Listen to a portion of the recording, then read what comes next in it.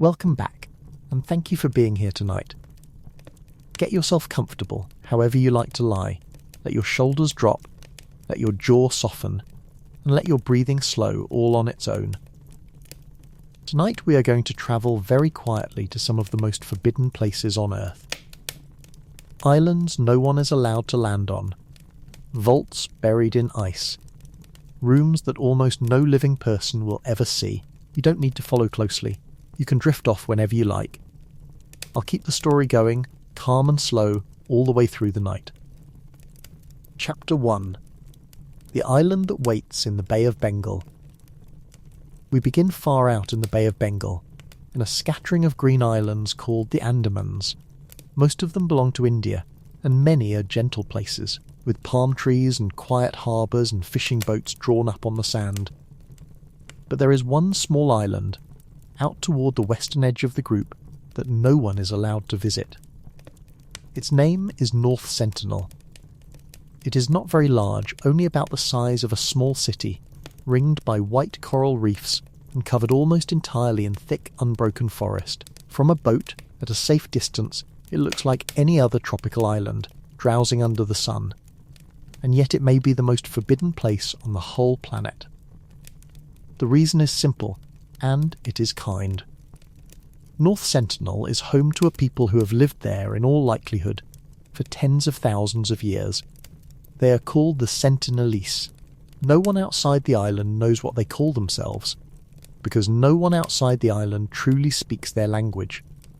They are one of the very last peoples on Earth who live entirely apart from the modern world, with no interest in it at all. They hunt and fish and gather in the forest and along the shore, as their ancestors did across an unimaginable span of time, back and back, past the pyramids, past the first cities, into the deep quiet of prehistory. Picture how long that is. When the first farmers were planting the first fields in the valleys of the Middle East, the Sentinelese were already old on their island. Empires rose and fell on the mainland, ships crossed the oceans, languages were born and forgotten, and through all of it, on this one small island, life went on in the same unbroken rhythm. The tide coming in and going out, the forest keeping its own counsel.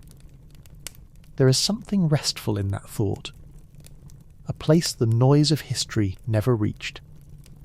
For centuries, sailors mostly left the island alone, and the island left them alone in return. Now and then a ship would run aground on the reef, and the crew would find that the people of the island did not welcome strangers.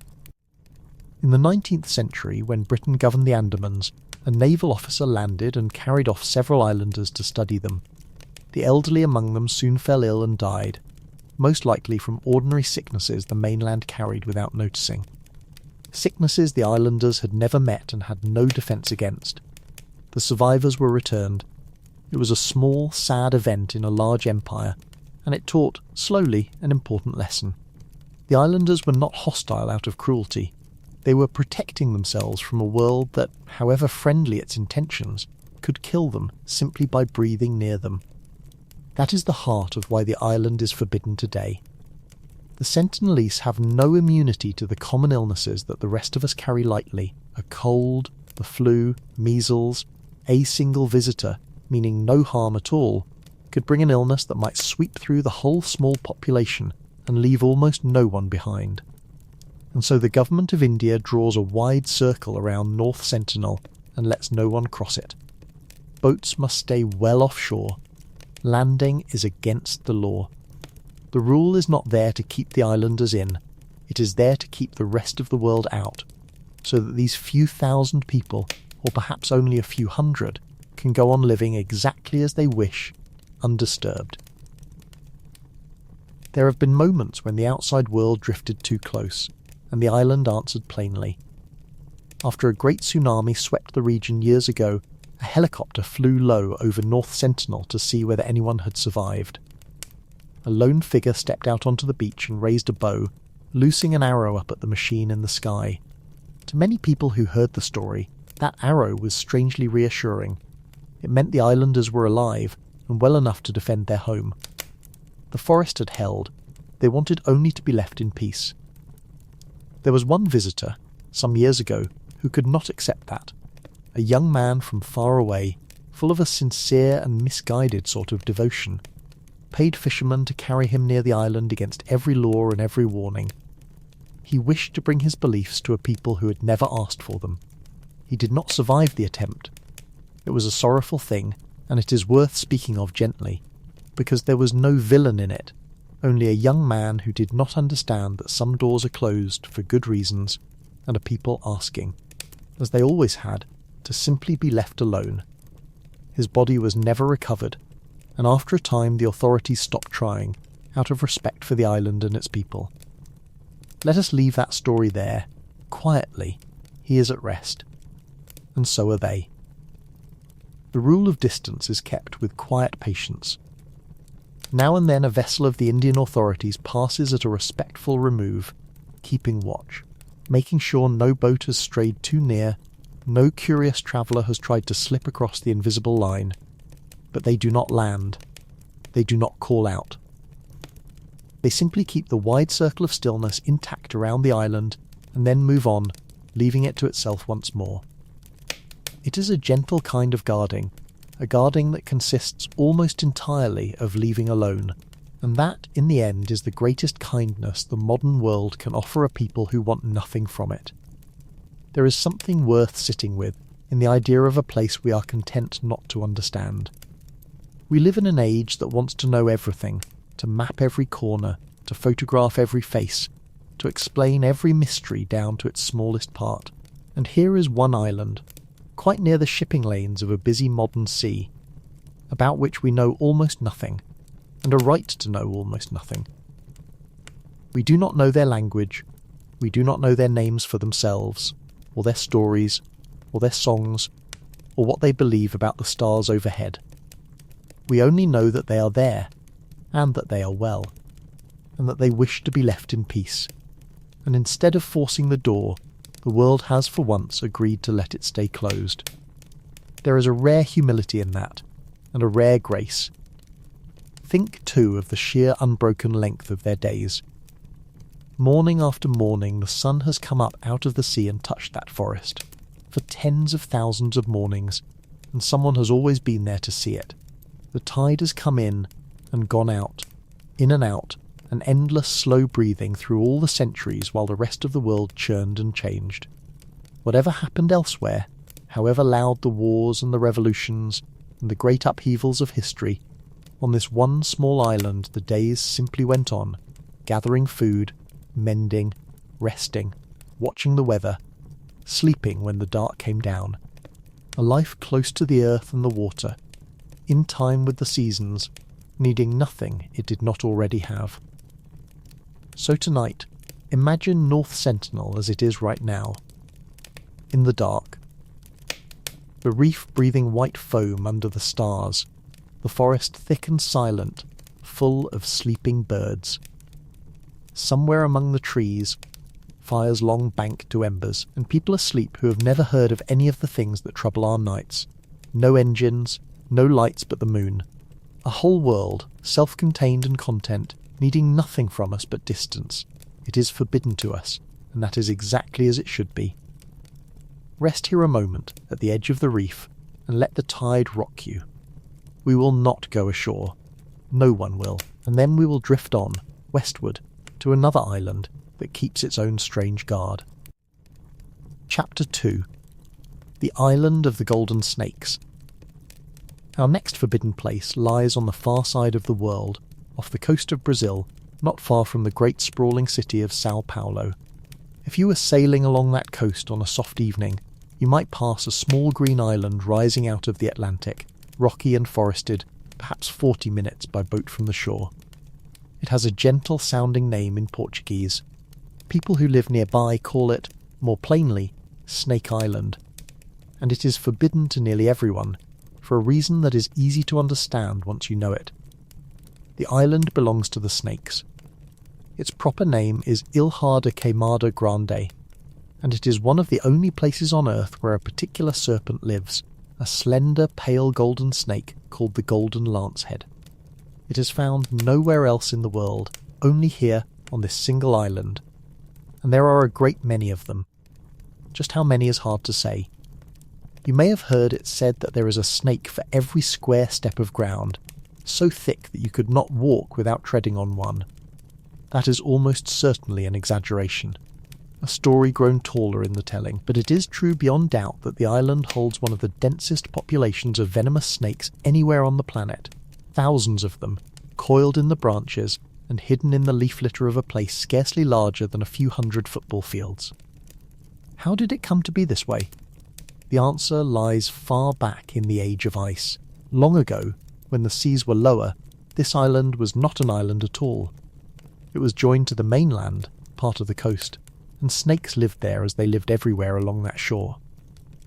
Then the ice melted, far away at the ends of the earth, and the oceans rose slowly over thousands of years. The rising water crept across the low ground and cut this hilltop off from the continent, and the snakes that happened to be on it were suddenly marooned, alone with the sea all around. On the mainland, those snakes would have hunted small animals on the ground, mice and the like. But this new island had no such animals. What it did have was birds, migratory birds that stopped to rest in its trees on their long journeys up and down the coast. And so, over countless generations, the marooned snakes changed. They took to the branches. And because a bird that is bitten can simply fly away to die where the snake will never find it, the snakes evolved a venom of extraordinary strength, strong enough to kill a bird almost at once, before it can leave the tree. That is the golden lancehead, a beautiful, patient hunter, perfectly shaped by its lonely island for a life no other snake lives. It is a strange and rather wonderful thing, when you think about it, how completely a place can shape the creatures caught within it. Cut off from the mainland by the slow rising of the sea, with no way ever to leave, those first stranded snakes had no choice but to make a life from whatever the island offered, and over uncounted generations the island quietly remade them to fit. Their diet changed, their habits changed, even the strength of their venom changed. All of it bent by the peculiar circumstances of one small patch of ground surrounded by water. Somewhere else, with mice on the ground to hunt, they would have stayed much as they were. Here, with only birds in the branches, they became something new, found nowhere else on earth. The island wrote itself into their very being, patiently, across the long, slow ages, until it had made a snake that belonged to it and to nowhere else at all. For a time, people did try to live there too, in a small way.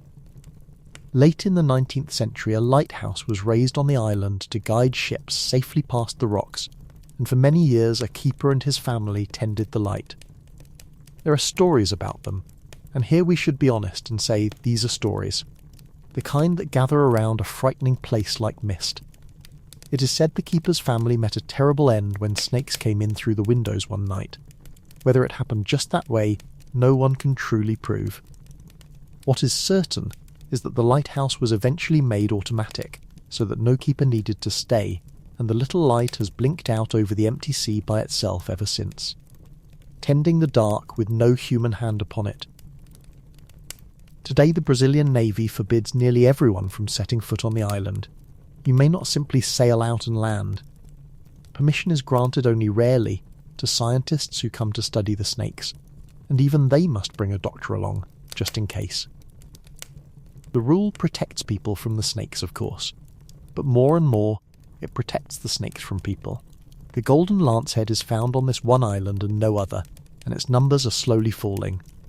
Collectors have been known to smuggle the rare snakes off the island to sell, which the law now works hard to prevent. So the forbidding runs both ways, as it so often does with these places. Keep out for your own safety, and keep out so that something rare and irreplaceable can go on existing in peace. It is worth pausing to say a kind word about the snakes themselves, because a place called Snake Island can sound like a nightmare, and it truly is not. The golden lancehead is not a monster lying in wait for people. It has no interest in us at all. For countless generations it has known only birds and the trees and the other snakes of its island, and it goes about its patient life without malice of any kind. It is, in its way, a rather beautiful creature, slender and pale, the the soft colour of old gold or pale straw, moving slowly and gracefully through the branches. It spends most of its life simply waiting, coiled and still, conserving its strength, asking nothing of the world but the occasional passing bird. There is a stillness to it that is almost restful to imagine, a creature perfectly at ease in perfect patience. And the island around the snakes is, for most of its hours, a quiet and lovely place. It is green and forested, rising in gentle slopes to a rocky crown, wrapped in the warm salt air of the tropical Atlantic. Birds pass overhead on their long journeys. The sea breaks white on the rocks below. Butterflies drift through the trees. If you could somehow float above it, safe and unseen, you would look down on nothing frightening at all. Only a small green island drowsing in the sun and the sea, keeping its slow secret life among the leaves. The fear it inspires is really our own, brought with us from far away. The island itself is simply being what it is, and has no quarrel with anyone. That is why the careful people who study such places speak of the Golden Lancehead, not with dread, but with tenderness. It is found on this single island and nowhere else in all the world, and its numbers are fragile, and it could, if we are not careful, slip away into nothing, gone forever. To lose it would be to lose something that took the long, slow work of ages to make, a creature shaped by one lonely island into a form found nowhere else beneath the sun. And so the forbidding is, more and more, an act of protection turned toward the snakes, a quiet promise that this one strange corner of the living world will be allowed to go on being itself, undisturbed, for as long as the island stands above the waves. Let yourself picture it now, in the warm dark of a Brazilian night. The island a black shape against a sky full of unfamiliar stars, the old lighthouse turning its lonely beam. In the trees, the golden snakes lie still and coiled, waiting with infinite patience for the next tired bird to come down out of the sky. They are not cruel. They are not plotting. They are only doing what the long, slow work of time has shaped them to do, on the one small patch of earth that is theirs. No one is coming ashore tonight. The island keeps itself, and we drift on, north and east now, toward colder waters, and an island so young that it has scarcely learned to be an island at all. Chapter 3. The Island That Was Born from Fire. Far to the north now, in the cold clean waters south of Iceland, there is an island that did not exist when your grandparents were young. It rose up out of the sea, quite suddenly, within living memory, and from the very first day of its life it has been forbidden. Its name is Surtsey, and it is one of the youngest pieces of land on earth. The story of how it came to be is one of the most extraordinary things people have ever watched happen. One morning, more than half a century ago, the crew of a fishing boat working the waters south of Iceland noticed something strange in the sea. There was smoke rising from the water, or what looked like smoke. At first they wondered if a ship was on fire somewhere beyond the horizon, but as they drew nearer, they saw that the darkness rising into the sky was not coming from any ship. It was coming from the sea itself. The water was boiling. Black clouds of ash were bursting up out of the waves, and beneath them, deep down on the seabed, a volcano was erupting.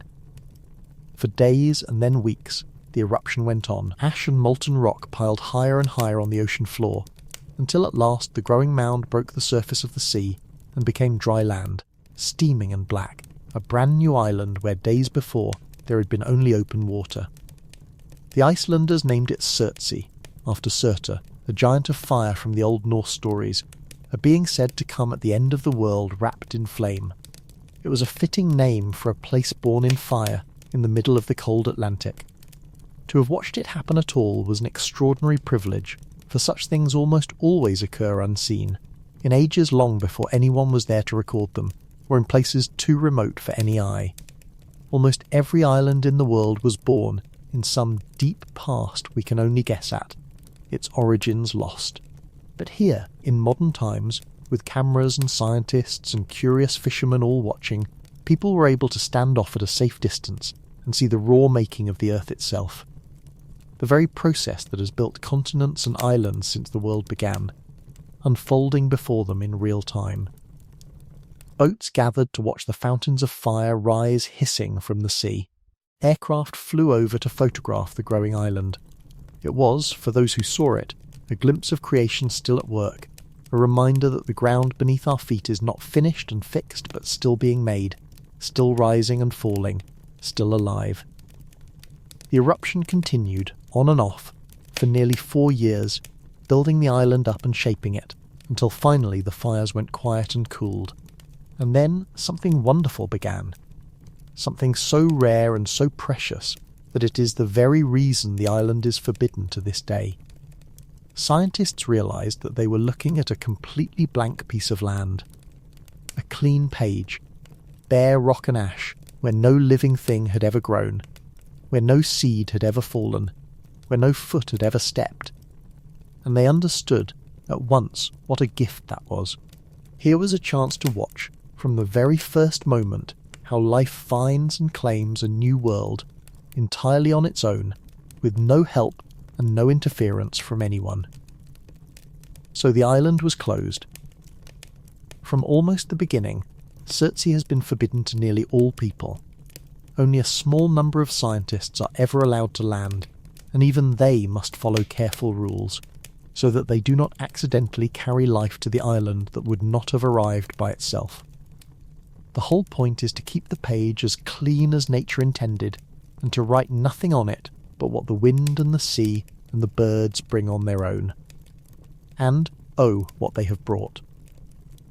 In the first years, the island was almost lifeless, just cooling rock washed by the waves. Then seeds began to arrive, floating in on the currents or carried in the feathers and the bellies of seabirds. The very first plant took root along the shore, a small hardy thing, growing all alone on the black sand. Mosses came, softening the bare stone. Then more plants, and grasses, spreading slowly across the ground. Birds came to nest, and where the birds nested, they left behind seeds and nourishment for the soil, and the greening quickened. Gulls made the island their home. In time there were enough plants that insects could live among them, and the island grew steadily richer, year by patient year. There is a small and rather charming story from the early days, one that shows exactly why the rules matter. A visitor to the young island once, it is said, answered a call of nature in a private moment, and some time later a tomato plant was discovered growing where no tomato had any business to be. Because that plant had not arrived by natural means, because it was an intruder on the clean page, it was carefully removed. It might seem a small thing, one unexpected tomato. But that gentle strictness is the whole reason Surtsey is so valuable. It is one of the only places in the world where we can watch life colonise new land without any human thumb on the scale, and so every accidental seed, every stray plant carried in by mistake, must be kept away. And that experiment is still running tonight. Surtsey is slowly, quietly becoming a living island, all by itself in the middle of the sea.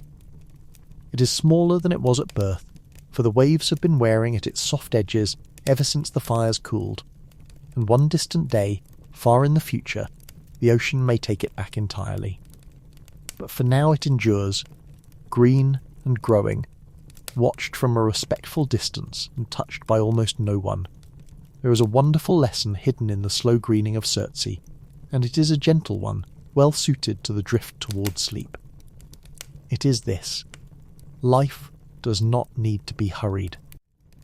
Given time, and left alone, it finds its own way, patiently, without any grand plan, one seed, and one season at a time. No one designed the order in which the plants would come. No one arranged for the first moss, or scheduled the arrival of the first nesting gull. It simply happened, as it always happens, wherever there is bare ground and a little time, and no one interfering. The wind carried what the wind carried. The birds brought what the birds brought. And slowly, without hurry or worry, an empty rock became a living island. There is deep reassurance in watching nature do what nature does, quietly, in its own time, needing nothing from us but to be let be. The scientists who study the island keep careful records of every new arrival, and reading them is like reading the diary of a world being born.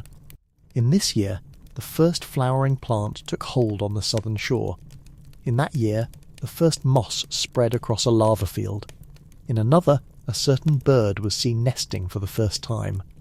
And where the birds settle, the soil grows richer, and richer soil welcomes more plants, and more plants feed more insects, and so the web of life thickens and deepens, thread by patient thread.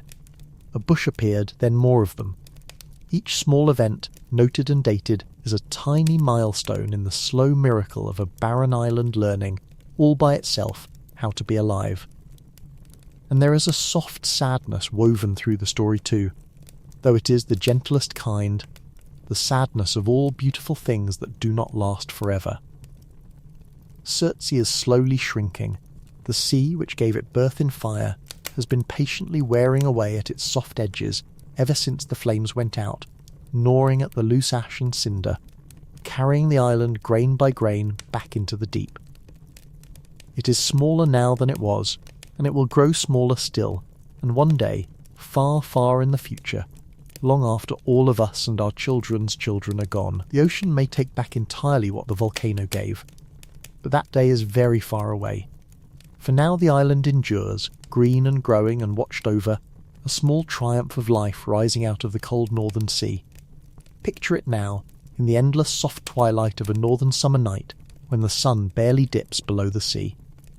The island lies dark and low on the water, ringed by white surf. Seabirds settle onto their nests among the grasses that grow where once there was only ash. The wind moves over the young land, carrying the next seed, and the next, patient as the tide. No one is there, no one is allowed. The island is teaching itself how to live in perfect quiet, and we are only permitted to watch from far away and to wonder. Let that slow green patience settle over you like a blanket. Life finding its way, in no hurry at all.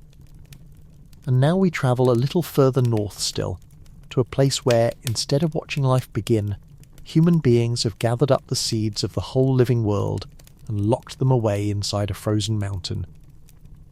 Chapter 4. The Vault Inside the Frozen Mountain. There is a place near the very top of the world, a place of snow and long winter darkness, where an ordinary-looking doorway stands in the side of a mountain, and behind that doorway lies one of the most important rooms on Earth. It is called the Global Seed Vault, and it sits on a remote island called Spitsbergen, part of a Norwegian territory named Svalbard, far up in the Arctic, closer to the North Pole than to almost anywhere else people live. It is forbidden to nearly everyone. And what it guards is nothing less than a backup copy of the food of the entire human race. To understand it, we have to think for a moment about seeds, which are among the quietest and most powerful things in the world. Everything we eat that grows, every grain of wheat and rice, every bean, every potato, every fruit, comes in the end from seeds, and behind each of our crops lies a long, long history of farmers choosing and saving the best seeds, year after year, for thousands of years. There are thousands of different kinds of wheat alone, each suited to a different place, a different climate, a different need. This astonishing variety is a kind of treasure, built up patiently over the whole span of human farming, and like any treasure it can be lost. Wars destroy it, floods and fires destroy it. A single accident at a single seed bank can wipe out varieties that took centuries to develop and can never be made again. And so, some years ago, a simple and rather beautiful idea took shape. What if there were one place, safe from war and disaster, where a backup of all these precious seeds could be stored? A place so secure and so stable that whatever happened anywhere else in the world, humanity would never lose the seeds it needs to grow its food. Where would you put such a place? You would want it cold, so the seeds would keep for a very long time. You would want it remote, far from the troubles of the world. You would want it high enough to stay dry even if the seas rose. And you would want the ground itself to be frozen, so that even if all the machines failed, the cold would hold. They found their answer in the Arctic, in a mountain of frozen rock on Spitsbergen. Deep in that mountain they carved a long tunnel, over 100 metres into the stone, well above the sea, in ground that stays frozen all year round. At the end of the tunnel they built strong chambers, chilled colder still, and there they began to gather the seeds of the world. Countries from every corner of the earth send boxes of seeds to be kept safe, and each country's seeds remain its own, stored but never taken or used without permission. The vault simply holds them, in the cold and the dark and the deep silence of the mountain, against the day they might be needed. There are well over 1 million different samples resting there now, and room for many millions more. The vault is not open to visitors. You cannot tour it. Only a handful of people ever pass through that plain door in the mountainside, and only on the rare days when new seeds arrive or old ones are called for. For most of the year it simply sits, sealed and frozen and quiet, holding its enormous gentle promise. There is something deeply reassuring in the thought of it. Whatever else may happen in the world, however loud and frightening the news, up there in the Arctic the seeds are safe, sleeping in the cold, waiting to grow again. And it has been needed already, at least once. Far to the south, in a land torn by a long and bitter war, there was a great seed bank that could no longer be reached, its collection cut off by the fighting. The scientists who once tended it were scattered, but their seeds were safe, because they had sent copies north to the frozen vault years before. And so, for the first time, seeds were withdrawn from the mountain and sent to safety elsewhere, so that the work of preserving those crops could carry on far from the war. Later, when they were able, those same scientists grew new seeds and sent fresh copies back up to the Arctic to refill the shelves. The backup had done exactly what it was meant to do. The promise had been kept. The vault has faced small troubles of its own. One warmer year, meltwater from the thawing ground crept a little way into the mouth of the entrance tunnel, and though it never came anywhere near the seeds, which lie far deeper and higher and safe, the people who care for the vault took it as a warning. They strengthened the entrance, improved the drainage, and made the mountain even more secure than before, so that the seeds would sleep undisturbed for centuries to come. Think for a moment about the quiet trust that holds the whole thing together, because it is a rather lovely thing in a world that often seems short of trust. The vault belongs, in a sense, to everyone and to no one. Countries from every corner of the earth, nations that may disagree about a great many things, that may even be at odds with one another, all send their precious seeds to the same frozen mountain, and all of them trust that their seeds will be kept safe, and will be returned only to them, untouched, whenever they should ask. No one owns another's seeds. No one may take what is not theirs. The vault simply holds each nation's treasure in trust, side by side in the cold and the dark, a great gathering of the world's harvests resting together in peace. Whatever quarrels rage on the surface of the world, down there in the mountain the seeds of every land lie quietly together, keeping the promise of tomorrow's bread for all of us alike. And the seeds themselves are prepared with wonderful care for their long sleep. They are dried gently and thoroughly, so that no dampness remains to spoil them. They are sealed in packets that keep out every trace of moisture, and packed into boxes, and the boxes set on shelves in chambers kept far below freezing.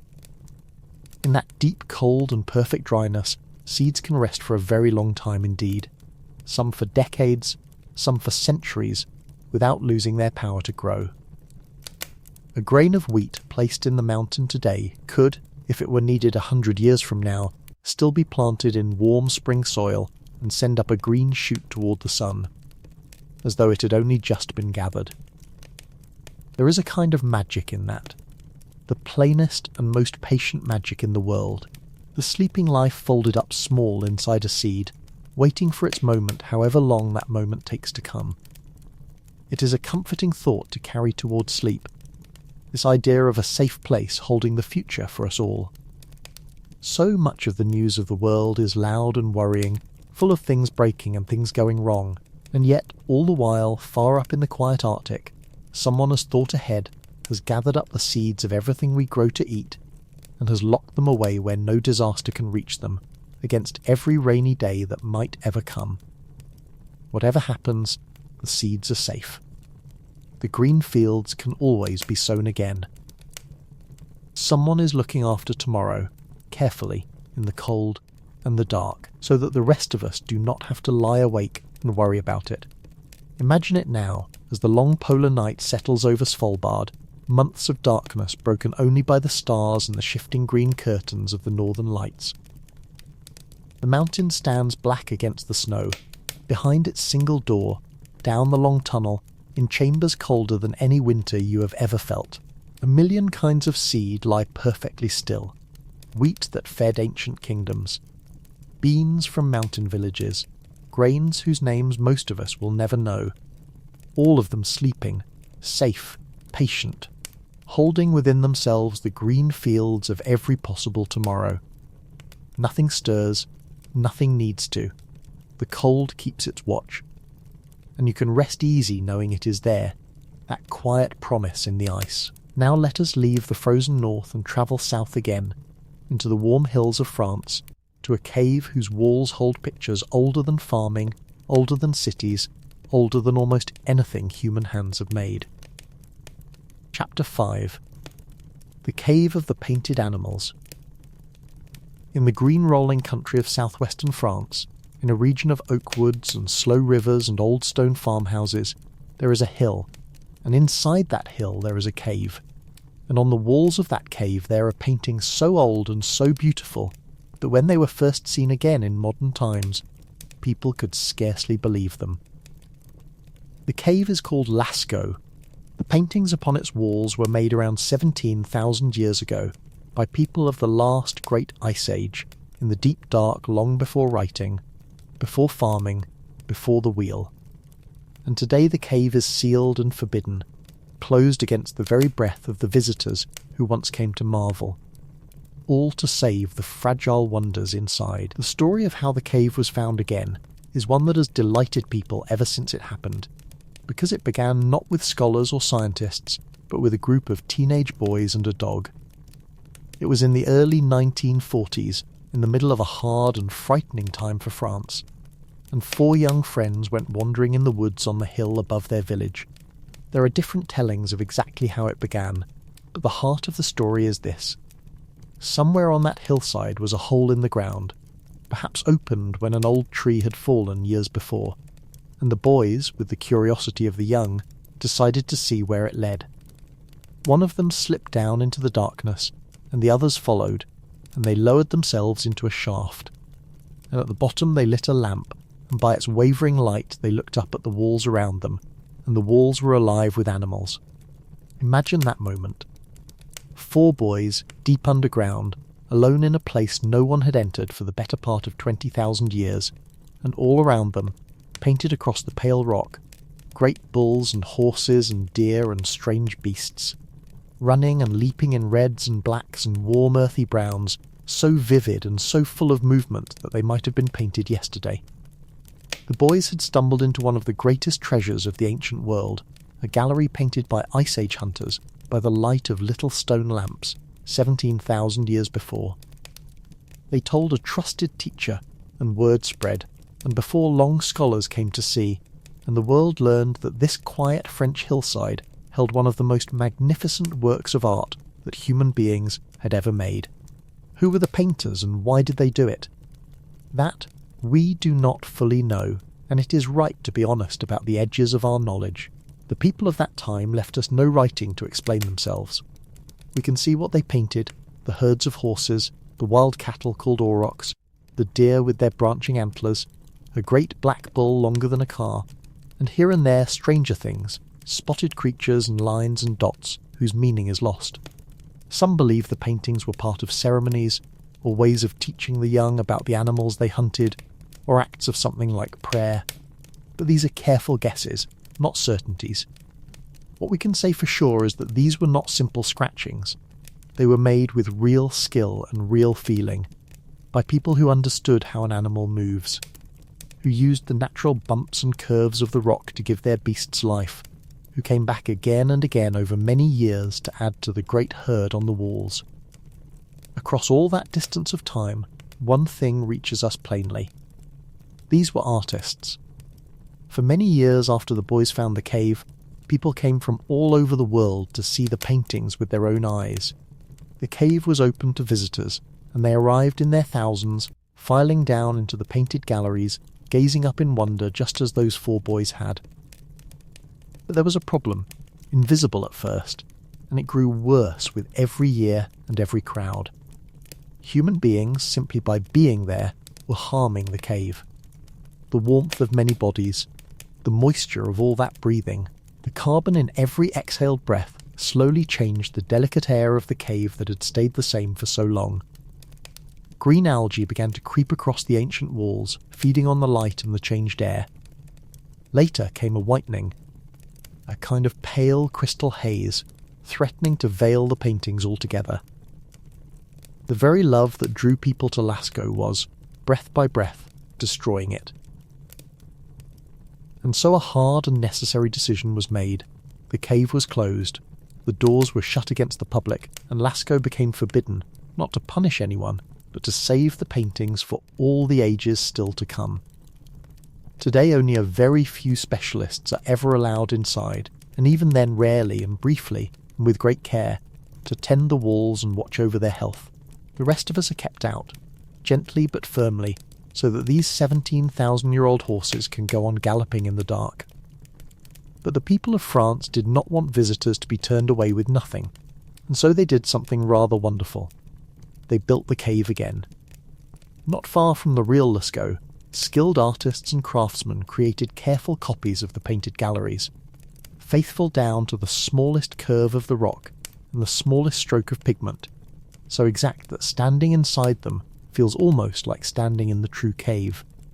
Visitors can walk through these recreations and see the animals just as they were painted, and marvel just as they should, while the real cave sleeps on, sealed and safe, a little way off through the hillside.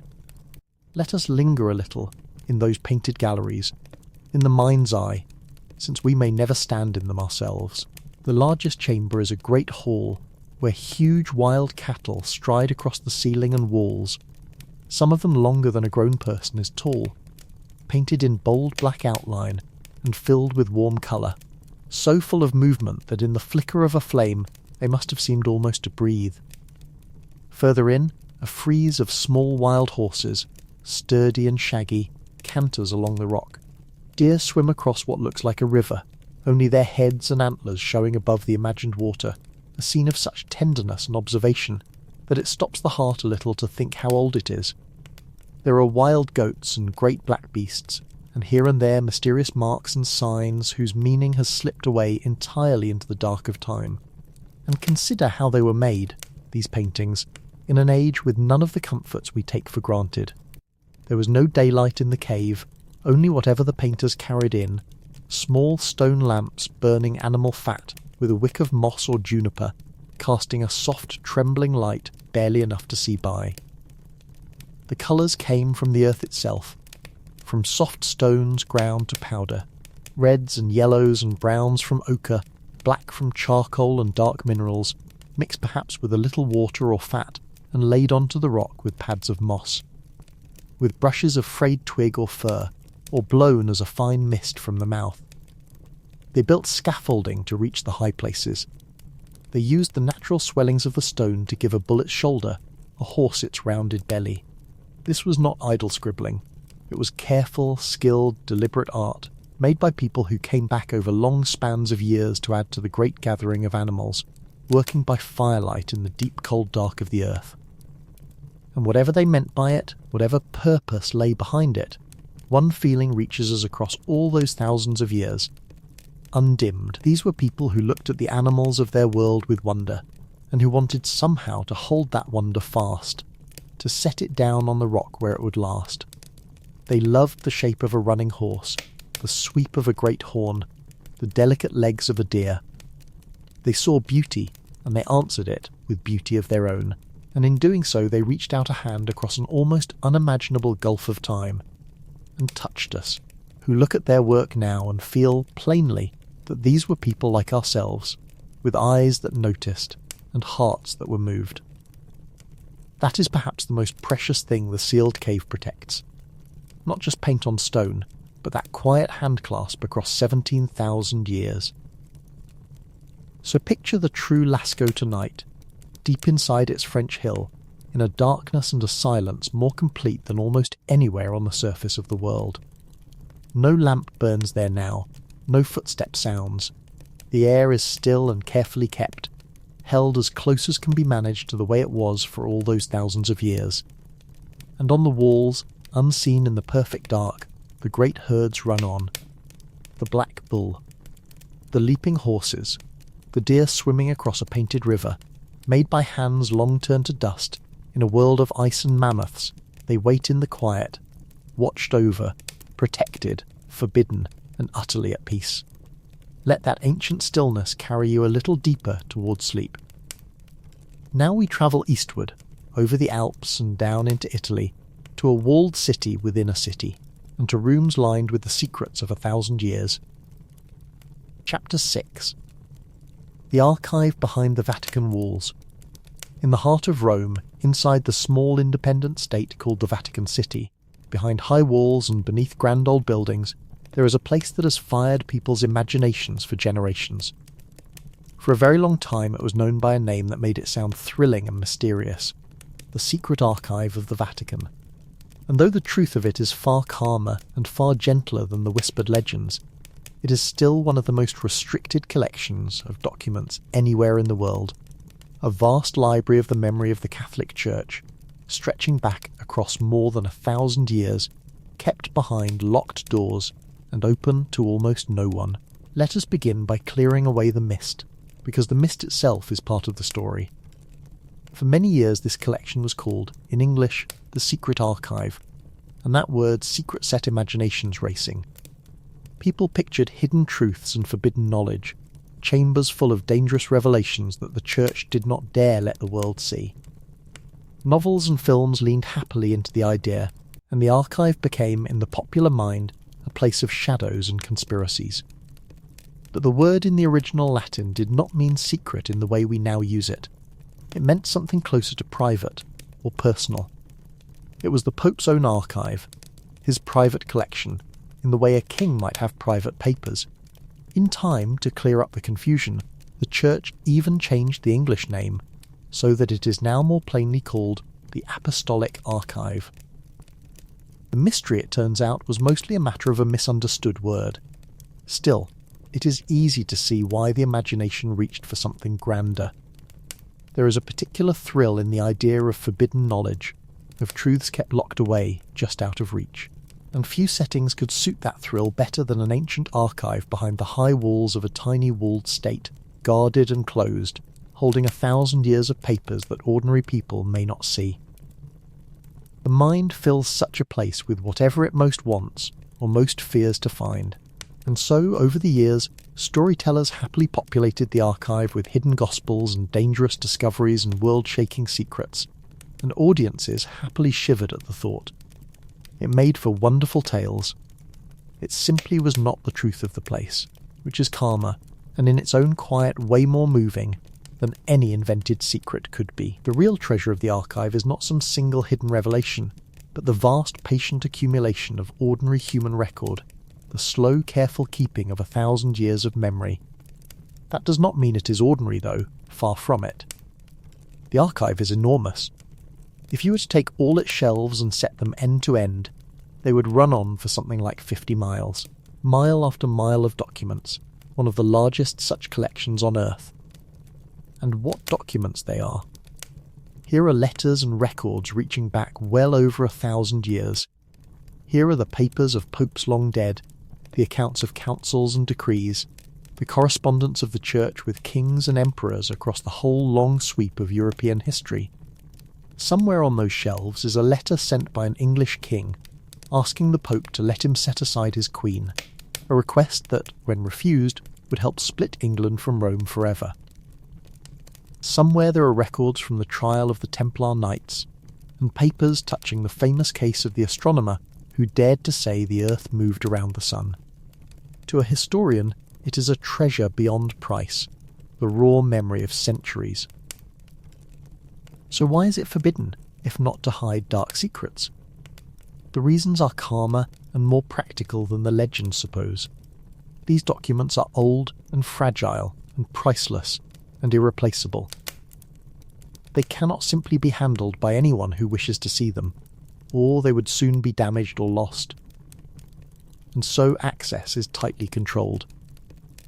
Ordinary visitors cannot wander in. To be allowed even to request a document, a person must be a qualified scholar, with proper credentials and a serious reason, studying history or law or the life of the church.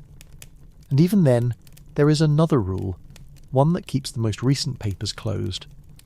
Documents are open to researchers only after a great many years have passed, so that the affairs of living people, and of those only lately gone, remain private. The most recent stretch of the archive stays shut, and only the older records, safely settled into history, may be studied. That is why every so often there is quiet excitement among historians when the church announces that the archive will be opened a little further, that the papers of one more period, one more papacy, will at last be made available for study. Scholars travel to Rome, apply for their permissions, and are shown at last into the reading rooms, where they may request an ancient file and under careful watch turn its centuries-old pages and read words that have waited a very long time to be read again. What they find is rarely the stuff of thrilling legend. Mostly it is the ordinary precious business of a very old institution.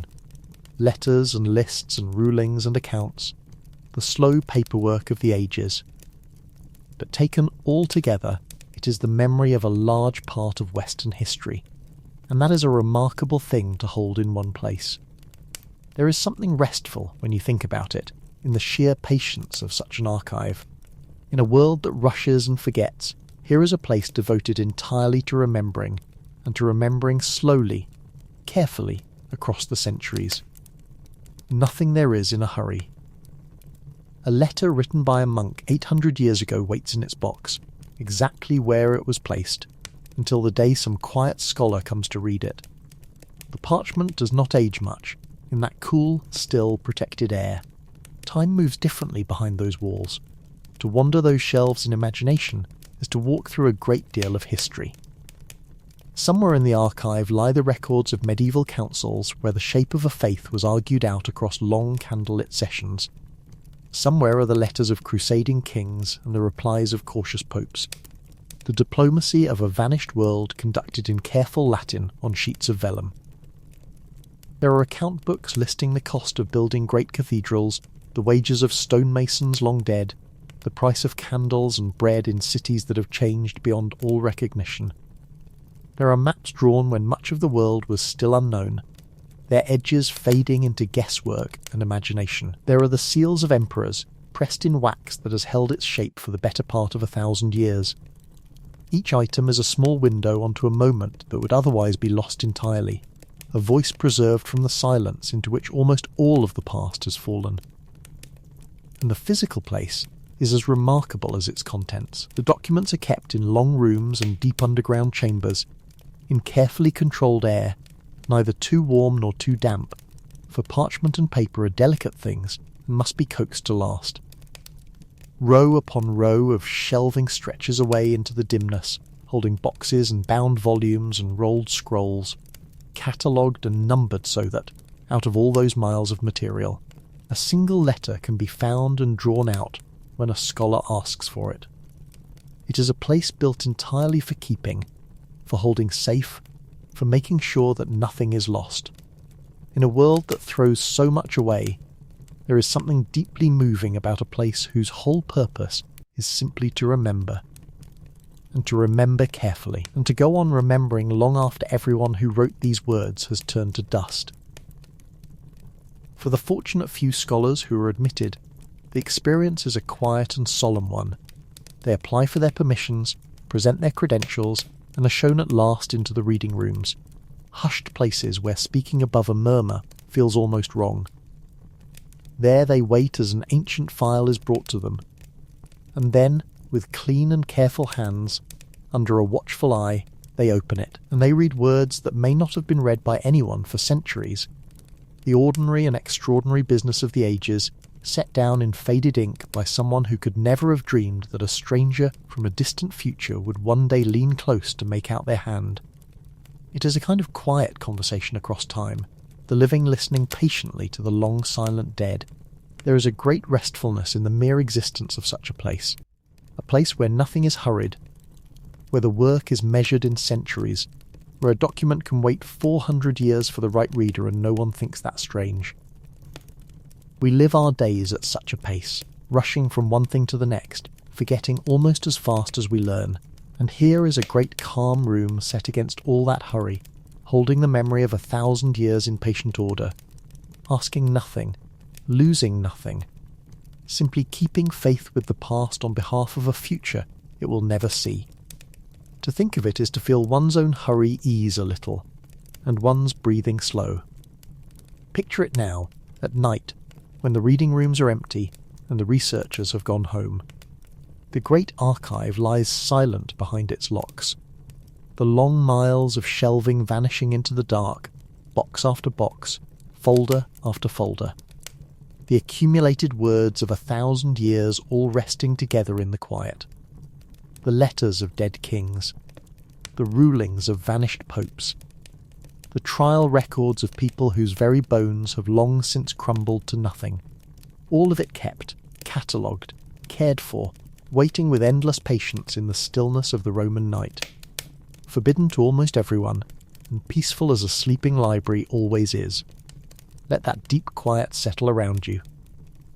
And now we leave the old world behind entirely and cross the wide Pacific to a small green island where an older way of life is kept alive behind a gentle, unbroken rule of privacy. Chapter 7. The Forbidden Isle of Hawaii. Far out in the Pacific Ocean lies the beautiful chain of the Hawaiian Islands, warm and green and ringed with blue water, and most of them are known the world over. People fly from every continent to walk their beaches and swim in their bays.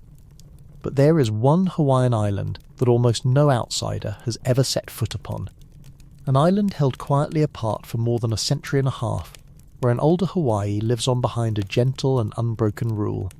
Its name is Niihau, and for generations it has carried a fitting nickname. People call it the Forbidden Isle. Niihau lies to the west of the more famous islands, a low green shape rising from the sea, dry and peaceful, with a scattering of small settlements and a single village where a few dozen families make their home. To understand why it is forbidden, we have to go back to the 1800s, to a time when Hawaii was still its own kingdom, ruled by its own kings and queens before it became part of the United States. In those days, a woman came to the islands from far away, a widow with a large family, looking for land to settle and raise cattle and sheep. She met the King of Hawaii, and after some searching, she arranged to buy the whole island of Niihau from him, for her family to hold and work. Along with the land came something more than a business arrangement. It came, so the story goes, with a promise. The family who bought the island took it upon themselves to protect the Hawaiian people who already lived there, and to guard their way of life, their language, and their customs against the great changes sweeping over the rest of the islands. And they have kept that promise, generation after generation, right down to the present day. The same family still owns Niihau now, more than a century and a half later, and they still guard it much as their ancestor did. That guarding is why the island is closed. For a very long time, no one has been allowed to visit Niihau without a personal invitation from the family who owns it, or from the islanders themselves. No tourists come ashore, no hotels line its beaches.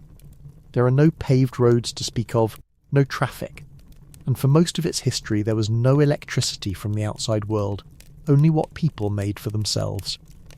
Life on the island has stayed slow and old-fashioned and deeply Hawaiian in a way found almost nowhere else. And here is the most remarkable thing of all. On Niihau, the everyday language of ordinary life, the language people speak in their homes and to their children, is still the Hawaiian language itself. It is the last place in all the islands where Hawaiian has never stopped being the first language of daily life, passed unbroken from parent to child across all these years. the forbidding of the island has done something precious. It has kept a language and a whole way of living safe and whole. There is one dramatic chapter in the island's history, and even that we can tell gently, for it is long over and everyone in it is at rest now. During the Great War that swept the Pacific, on the very day of the surprise attack that drew the United States into the fighting, a young pilot from the attacking force found his aircraft damaged and could not return to his ship.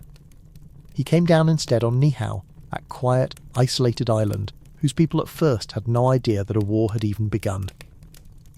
For a few strange and tense days, the islanders and the stranded airmen shared their small world in uneasy uncertainty, cut off from all news, unsure what to do. In the end, the episode came to a sudden and unhappy close as the confusion broke into a brief struggle. It was a frightening few days for the peaceful island, but it passed, and the war moved on far away, and Niihau returned to its long quiet. That is all we need to say of it. The trouble ended, the island healed, and the years of stillness closed over the memory like water over a dropped stone. In more recent times, the family has allowed a few carefully limited visits, brief and controlled, so that a very small number of outsiders may glimpse the island without changing it. But for the most part, Niihau remains as it has always been, apart and undisturbed, a green island holding tight to an older world. The people who live there fish and hunt and gather, tend animals, and speak their ancestral language under the wide Pacific sky. Some of them come and go to the other islands for work or school, but the heart of Niihau stays where it has always been, in a slower and gentler time. Life on Niihau has its own gentle rhythms and its own quiet crafts, and one of them is famous far beyond the island's shores, even though almost no one has ever seen the island itself. Along its beaches there wash up tiny, delicate seashells, smaller than a fingernail, in soft shades of white and cream and rose. For generations, the women of the island have gathered these tiny shells patiently from the sand, sorting them by size and colour, piercing them with the greatest care, and stringing them into necklaces of extraordinary beauty and fineness. It is slow and painstaking work, the gathering of enough perfect small shells alone taking a great deal of time, and the finished necklaces are treasured as some of the loveliest handmade things in all the islands. It is a craft handed down mother to daughter across the long quiet years, a small and beautiful expression of the island's patient, unhurried way of life, and that way of life has stayed close to the old ways in so many respects. The island is dry, and water is precious, caught from the rain and carefully kept. For most of its history there was no grid of electricity from outside, only what could be made on the island itself, and in more recent times the sun has been put to work. Its light gathered to give a little modern comfort without breaking the island's deep seclusion. There is a small school where the island's children learn, taught in part in their own Hawaiian tongue, so that the language passes on unbroken to the next generation as it has for so long. People fish the reefs and the deep water, hunt in the scrublands, tend animals, and gather to share food and song and story in the old way, under a sky uncrowded by the glare of any city. Think of what it means that the Hawaiian language still lives here as an everyday thing, spoken at the dinner table and sung to sleeping children, when across the rest of the islands it so nearly slipped away. A language is not just a set of words. It is a way of seeing the world, a store of songs and sayings and jokes and prayers, a thread connecting the living to all the generations who spoke it before. On most of the islands that thread was very nearly cut, and has had to be carefully rewoven in schools and classes in recent years, a precious and heartening effort. But on Niihau, it was never cut at all. It has run on unbroken, hand to hand, voice to voice, straight down from the old Hawaii to the children playing on the beach tonight. The forbidding of the island preserved something that can never be made again once it is truly lost, the living, breathing continuity of a people's own voice. There is a deep, quiet dignity in that, in a family keeping a promise made a century and a half ago, in a small community choosing to hold on to its own ways rather than be swept along by the wider world, in a whole island agreeing to stay gently apart so that something precious can survive. It asks nothing of the rest of us but to respect the closed door, and to be glad, from a distance, that such a place still exists. Picture it now, in the deep warm dark of a Pacific night. The island lies low and quiet on the sea, its few small lights scattered and dim, most of it given over entirely to the stars. The trade winds move softly through the dry grass and the scattered trees. Waves fold onto empty beaches where no stranger walks. In the little village, families sleep in houses much like those their grandparents knew, and the old language rests on their lips even in their dreams. No engines roar, no crowds gather. Just an island keeping faith with its own past, protected by a promise made long ago and never broken. Let that faithful quiet wrap around you. And now we sail on across the Pacific, to a very different island, where beneath a great dome of concrete something far heavier lies sleeping, and where the forbidding is of another kind entirely. Chapter 8. The Dome on the Distant Atoll. Our next place is one we must speak of softly and honestly, for it holds a sad chapter of the last century, and yet even here, in the telling, we can find our way to a kind of quiet. Far out in the Pacific, in a scattering of low coral islands called the Marshall Islands, there is a ring of tiny islets around a blue lagoon, an atoll named Enewetak. And on one small island of that atoll there stands a vast dome of concrete, pale and weathered, rising gently from the sand like the back of some enormous sleeping thing. Beneath it lies, buried a difficult inheritance from a difficult time. The place is forbidden, and the reasons are serious, and we will tell them plainly, and then let them settle. To understand the dome, we must go back to the middle years of the last century, to the decades after the Great War, when the world's most powerful nations were testing terrible new weapons, the most powerful ever made. They needed remote places to test them, far from cities, out where the blasts could do no harm to great numbers of people. And so they turned to these distant Pacific atolls, Enewetak among them, quiet coral rings where a few hundred people had lived peacefully for countless generations, fishing the lagoon and tending their gardens under the palms. The people of the atoll were asked to leave their homes so that the testing could be done, and they went, believing, as they were told, that they would be able to return before long. It was, we can say gently, a heavy thing to ask, and a heavy thing to bear, to leave the islands of your ancestors for the sake of distant powers and their weapons. Over the years that followed, many powerful tests were carried out across those atolls, and the once quiet islands were greatly changed by them. This was the sorrow at the heart of the place, and it is right to name it. Homes were left behind. A way of life was interrupted. The people waited far away, longing to go home. When at last the testing came to an end, and thoughts turned to letting the people return, there was a problem to be solved first. The years of testing had scattered radioactive material across parts of the atoll, and before anyone could safely live there again, that material had to be dealt with. And so, in the years that followed, a great clean-up was undertaken.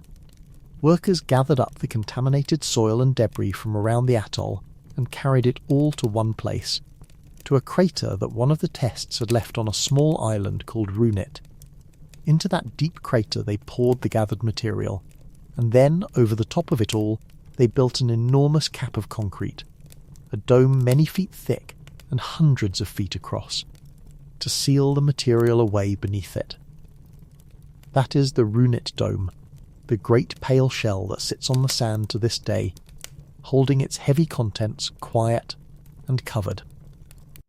The dome is forbidden, and understandably so. It is not a place for visitors. The island it sits upon is off-limits, watched and restricted, for the material beneath the concrete remains something to be kept well away from people. And there are honest worries about it, which we should acknowledge calmly rather than dramatise. The dome was built long ago, and concrete does not last forever. There are cracks in its weathered surface. The crater beneath it was never fully lined underneath, only capped above. And the sea, patient and rising, laps ever closer at the low shores of the atoll. People who study the dome watch it carefully and think hard about its future, and about how best to keep its contents safe for the long, long years ahead. These are real concerns, handled by serious people, and it is right that clear minds are attending to them. But let us not leave this island only in worry, for that is not the whole of it, and it is not the note on which to rest. The people of Enewetak, or their descendants, did in time return to parts of their atoll, and life came back to those islands, carefully and in some measure. Children were born again beneath the palms. The lagoon still shines blue in the sun, and fish still move through its clear water, and the trade winds still carry the smell of the sea across the sand. The dome sits at one small corner of a wide and beautiful atoll, and most of that atoll is simply the ocean and the sky and the low green islands, as they have been for ages beyond counting. The story of this place holds real sorrow, but it also holds endurance and return, and the deep, unhurried patience of the sea that was there long before any of it, and will be there long after. It helps, I think, to remember what this atoll was before all of it, and what it still is beneath the story of the last century, because that older and deeper truth is the more lasting one. For countless generations before any of the testing, the people of Enewetak lived here in a way beautifully suited to their world. They were skilled sailors and fishermen, reading the stars and the swells and the flight of birds to find their way across great distances of open ocean in canoes. They knew every islet of their atoll, every good fishing ground in the lagoon, every useful plant and tree. They gathered coconuts and pandanus, caught fish and turtles, and lived in close and knowing harmony with the sea that surrounded them on every side. Theirs was a rich and capable culture, ancient and whole, rooted deep in this ring of coral and blue water. That is who was asked to leave, and that is the loss that sits at the heart of the story, and it is right to honour it. And it is right too to honour their return, and their endurance, for the people of Enewetak did not simply vanish from history. They held on to their identity through the long years of exile, kept their language and their knowledge and their longing for home, and in time some of them came back to live once more upon parts of their atoll, carefully, where it was judged safe to do so. Life returned to those islands. Fishing canoes went out on the lagoon again. Children grew up once more within sound of the reef, learning the old skills, hearing the old stories, belonging to the place their ancestors had belonged to for so long. It was not a simple homecoming, and the shadow of what had happened did not lift entirely. But there was return, and there was continuity, and there was the deep resilience of a people who refused to let go of who they were. As for the great pale dome and its heavy contents, it is watched over with the seriousness it deserves by people who study it carefully and think hard about the long future. There are real questions to be answered about how best to keep it secure across the coming centuries, as the concrete ages and the seas rise, and those questions are being taken up by capable and clear-eyed minds. It is not a thing to be ignored, and it is not being ignored. But neither is it a thing that need trouble our sleep tonight. It sits where it sits, sealed and quiet, attended and watched. One small heavy point in the midst of a vast and living sea. And it is that vast living sea that deserves the last word, for it was here first, and it will be here last. The great Pacific rolls on around the atoll as it has rolled for millions of years, indifferent to all our brief human troubles, breaking gently on the reef in the same slow endless rhythm, night after night after night. The fish still school in the clear lagoon, the palms still lean in the trade winds, the stars still wheel overhead in their ancient patterns, mirrored in the calm water. Whatever sorrows the last century brought, the deep patient life of the ocean flows on beneath and around and beyond them all, healing, enduring, at peace. Picture the atoll now, in the soft Pacific night, the great dome pale under the moon, silent, sealed, keeping its heavy secret still and covered as it was meant to. And all around it, the wide lagoon lying calm, the palms whispering in the warm dark, the waves folding gently onto the reef, over and over, in the same slow rhythm they have kept forever. The troubles of the last century are held quiet beneath the concrete, and the great ocean breathes on around them, unbothered, eternal. Let the sound of that patient sea carry you onward. The dome keeps its watch, and so we may let it go, and travel now far to the west, to the sacred forests of Japan, and to a shrine that is forbidden not out of danger, but out of the deepest reverence. Chapter 9. The shrine that is rebuilt forever, in the green hills of Japan, in a place of ancient forests and clear-running rivers, stands the most sacred shrine in the whole of the Shinto faith. It is called the Ise Grande Shrine, or in Japanese, Ise Jingu, and it has been a holy place for something like 2,000 years. It is forbidden in its innermost heart to almost every living person, but it is forbidden in a way quite unlike any of the other places we have visited tonight. Here there is no danger, no poison, no locked vault of secrets. Here the forbidding comes from reverence alone, from a sense that some things are so sacred they should be kept beyond the reach of ordinary eyes. And there is a great gentleness in it, a quiet that has soothed the hearts of pilgrims for a very long time. To come to Ise in the old days and still today is to walk out of the busy world and into a hush. The shrine sits within a vast forest of towering cedar trees, some of them centuries old, their trunks so wide that several people together could not reach around them. Sunlight falls in soft green shafts through the high branches. A clear river runs nearby, and pilgrims have long stopped at its banks to rinse their hands and mouths, washing away the dust of the road before going further, as a way of making themselves clean and calm for the sacred place ahead. The paths are of raked gravel that whispers underfoot. The air smells of cedar and moss and cool water. Even those who follow no particular faith often speak of a deep peace settling over them as they walk beneath those great old trees.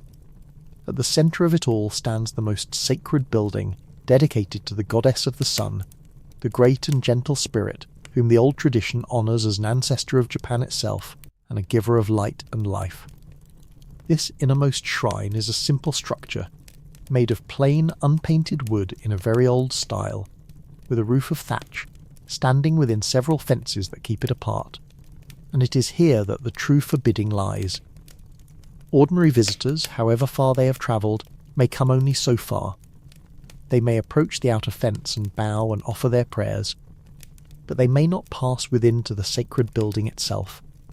That innermost ground is reserved for the priests and priestesses who serve the shrine, and by ancient custom, at the very highest level, for members of the imperial family alone. Almost no one else in all the world will ever set eyes on what lies within. What makes Ise more wonderful still is a custom so surprising that people who first hear of it can hardly believe it. Every 20 years, the entire main shrine is taken down and built again, completely new, from the ground up. Right beside the standing shrine there is always an empty plot of sacred ground, waiting, and when the 20 years have passed, skilled carpenters. Using the same tools and the same techniques handed down across the centuries, raise a perfect new shrine on that empty plot, identical to the old one in every way. The sacred objects are moved with great ceremony from the old building to the new. And then the old shrine, having served its time, is carefully taken apart, and its ground left empty and waiting once more for 20 years hence. So the shrine is always old and always new at the same time. It has stood for 2,000 years, and yet no single piece of it is more than 20 years old. It is like a flame passed from candle to candle, forever the same flame, forever burning in fresh wax.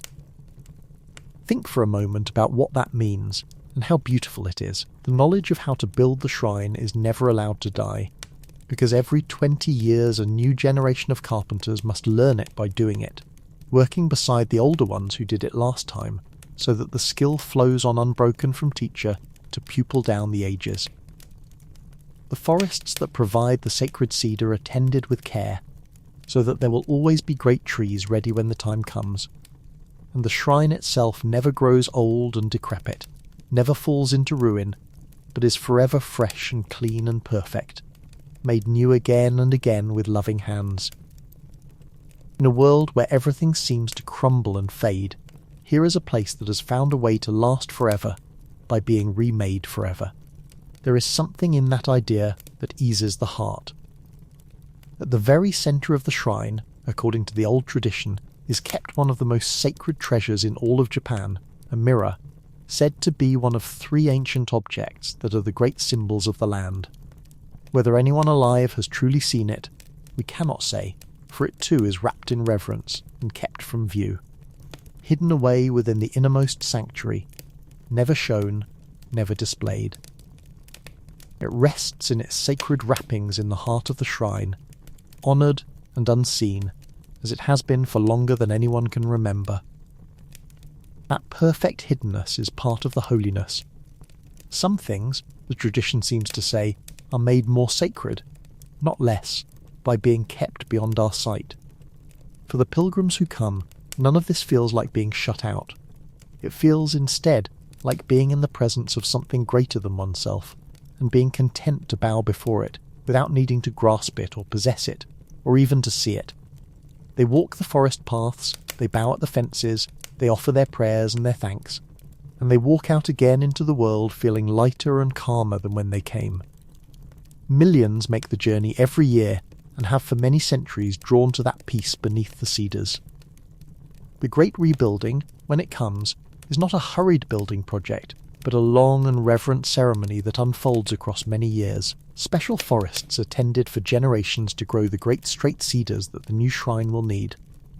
When the time draws near, the sacred timber is cut with prayer and carried to the site in solemn processions, and the carpenters set to work with tools and joinery passed down across the centuries, using no modern shortcuts, fitting the wood together in the old way, without nails where the tradition forbids them.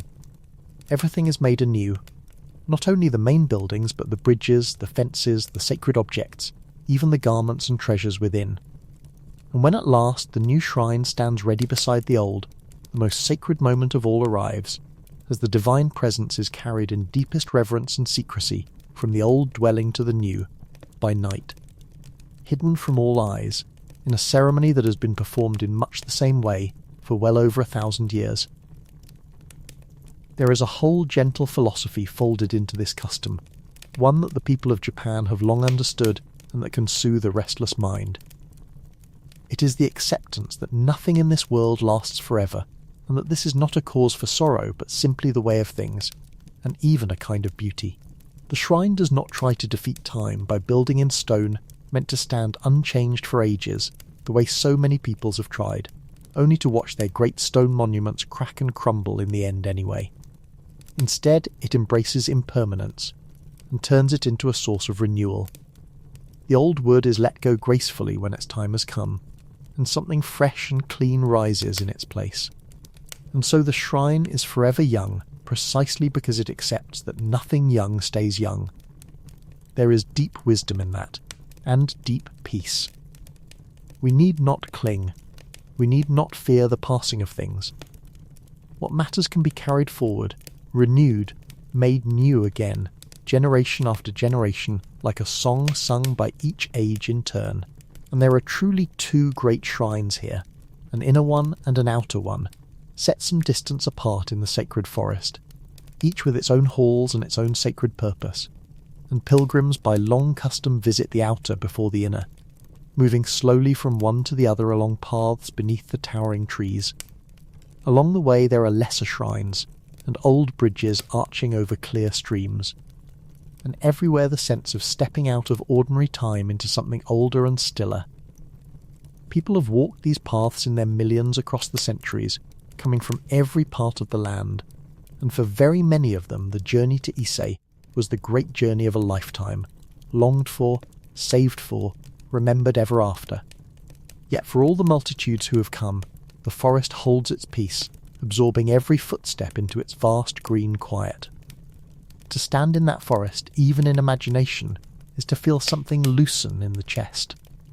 The scale of the trees, the softness of the light, the murmur of the river, the raked gravel and the plain unpainted wood, all of it speaks of a calm far older and deeper than our small daily worries. It asks nothing of us but to be quiet, and to bow, and to feel for a moment part of something vast and gentle and enduring. Many who come describe walking out again, feeling washed clean, lighter, as though some weight they had carried in had been quietly set down among the cedars and left behind. Picture Ise now, in the deep quiet of a Japanese night. The great cedars stand black against the stars, utterly still, their vast old trunks rising into the dark. The river murmurs over its stones. The gravel paths lie empty and pale in the moonlight, and within its fences, unseen, the sacred shrine rests in perfect silence, new-built and ageless, holding its hidden treasure. Wrapped in the reverence of 2,000 years, no one walks there now, no one needs to. The forest keeps its watch, and the goddess of the sun sleeps on in her plain wooden house, waiting for the dawn she brings. Let that sacred stillness fill you, gentle as green light through the cedars. And now we travel far to the north and west, to the cold forests of Russia, and to a mountain whose very name means something dark, and whose secret no one outside will confirm. Chapter 10. The secret city beneath the mountain. Deep in the heart of Russia, far from the great cities, in a region of rolling wooded mountains called the Urals, there is a mountain with an old and ominous name. In the local tongue it is called Yamantau, which is said to mean something like the evil mountain, or the wicked mountain, a name given long ago by the people who lived in its shadow. And near that mountain there is a town that does not appear the way ordinary towns do, a closed town, guarded and restricted, built for a purpose that has never been openly explained. This is one of the most secretive, forbidden places in the world, and much of what surrounds it is uncertain, so we will tell it carefully, holding firmly to what is known and treating the rest as the guesswork it is. Let us begin with the mountain and the old name. Yamantau is one of the higher peaks in the southern Urals, a great forested rise of stone, cloaked in birch and pine, deep in snow for much of the year. The people who lived in that country in older times, it is said, thought the mountain unlucky, a hard place where animals were scarce and the going was bad, and so they gave it that dark name and largely left it alone. For most of history it was simply a remote and gloomy mountain in a remote and gloomy stretch of forest, of interest to almost no one. That changed in the later years of the last century, during the long, tense standoff between the world's great powers, the time of watchfulness and suspicion when nations built deep shelters against the worst that might come. It was during those years that a great deal of activity began around Yamantau. A closed town was established nearby, a settlement of the special kind that country built for sensitive work, the kind of town that did not appear on ordinary maps and that ordinary citizens could not freely enter or leave. Roads were cut, rail lines were laid, and enormous amounts of digging and construction went on in and around the mountain itself, year after year, on a scale that suggested something very large was being built deep underground.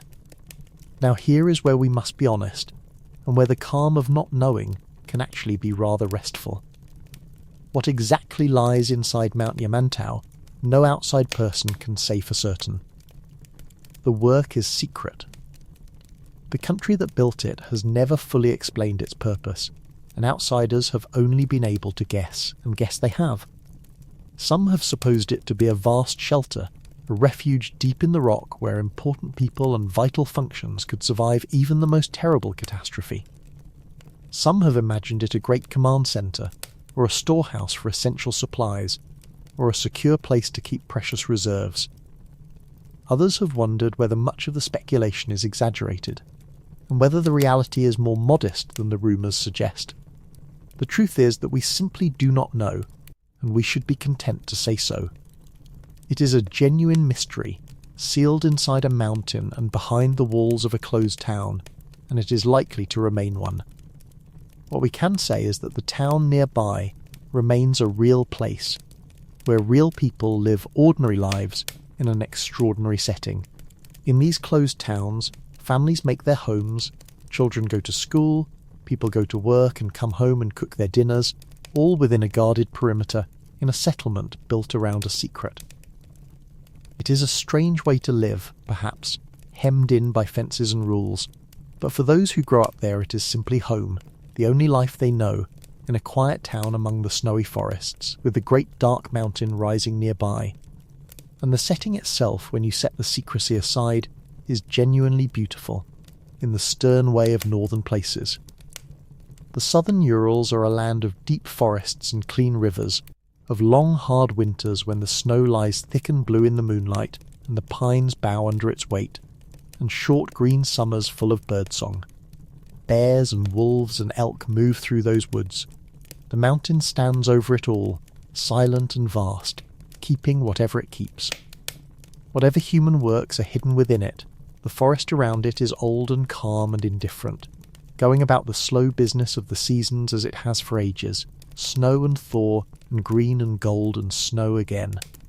There is, when you think about it, a certain peace to be found even in a mystery like this. We do not need to know everything. We do not need to pry open every locked door. Some things in the world remain hidden, sealed away for reasons of their own, and the sky does not fall because we cannot see inside them. The mountain keeps its secret, the closed town keeps its quiet. And the great cold forest of the Urals keeps its ancient calm, and we, warm and drowsy and far away, can simply let it be. An unknown thing resting in the dark, harming no one tonight. To understand a closed town at all, it helps to know that this country has a long tradition of them, going back many decades. In the years of great rivalry and secret work, whole towns were built for sensitive purposes and simply kept off the ordinary map, their names changed or hidden, their populations sworn to discretion, their gates watched. People who lived and worked in them often could not freely tell outsiders where they were or what they did. In exchange, such towns were sometimes better supplied than ordinary places, with goods and comforts hard to find elsewhere, a small reward for a life lived behind the fence. Some of these closed towns still exist today.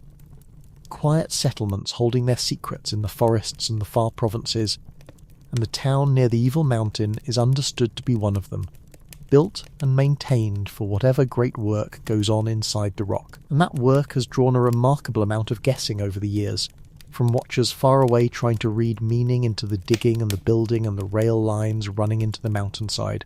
Some have pictured a vast, deep shelter, a place of last refuge built to survive even the end of everything, where a nation's most important people and functions might ride out the worst of catastrophes far below the protecting stone. Some have imagined great storerooms of vital supplies, or a hidden command post, or a secure vault for precious national reserves. Others have wondered whether much of the speculation has simply fed upon itself over the years, each rumour building on the last, until the imagined complex grew far grander in the telling than whatever truly lies within. And the honest answer, the answer we should rest in, is that no outsider truly knows, and perhaps no outsider ever will. It is a sealed question, and it is likely to stay sealed. There is, oddly, a real comfort in that, if we let there be. We are so used to feeling that we ought to know everything, that every secret is a problem to be solved, every locked door an affront. But here is a door that will simply stay shut, a mystery that will simply stay a mystery. And the world turns on regardless. Somewhere in a far country, deep inside a mountain, something rests that we will never see or understand, and that is all right. It harms no one for us not to know. We can let the question go, unanswered, the way we let go of so many things as we drift towards sleep, and feel not frustration but a kind of peace. The peace of a mind that has stopped straining and simply lets the unknown be unknown. And whatever human works are buried in the stone, the land itself goes about its ancient business all around, utterly indifferent to secrets and rivalries and the affairs of nations. The southern Urals are a wild and beautiful country, a place of deep forests where the birch and the pine grow thick, where clear cold rivers run down from the heights, where the winters are long and white and profound. Bears sleep away those winters in their dens beneath the snow. Elk move through the trees, and wolves and lynx and all the shy creatures of the northern woods. Snow falls and lies deep and blue in the moonlight, muffling every sound, and the great forest stands patient beneath it, keeping the slow rhythm of the seasons it has kept since long before any town was built or any tunnel dug. The mountain may hold its secret, but the forest holds a far older and simpler truth, the truth of snow and thaw and green and gold, turning quietly forever. Picture it now, in the deep of a Ural winter night. The mountain a huge black shape against a sky thick with stars. Snow lying deep and silent over the endless forest, muffling every sound. In the closed town below, the windows glow softly, and then one by one they go dark as families settle in to sleep. Whatever lies inside the mountain lies still, sealed and secret in the stone. And all around, the great forest sleeps under its blanket of snow, patient and vast and untroubled. As the cold stars wheel slowly overhead, let that deep northern stillness settle over you, secret and safe and quiet. And now we leave the cold behind once more, and travel south, to the warm dust of India, to a beautiful ruined fort where the forbidding is written on a simple sign, and where the reason is a story as old as fear itself. Chapter 11. The Fort Forbidden After Dark. In the dry and golden state of Rajasthan, in the northwest of India, in a landscape of rocky hills and scattered thorn trees and wide dusty plains, there stand the ruins of a fort called Bhangarh. It is a place of real and haunting beauty, a whole small city of pale stone slowly crumbling back into the earth, temples and palaces and gateways and the ghosts of old market streets, all spread out beneath the bare brown hills. And it carries a curious distinction. At the entrance to Bhangarh, the authorities have placed a sign, and that sign forbids anyone from entering the fort between sunset and sunrise.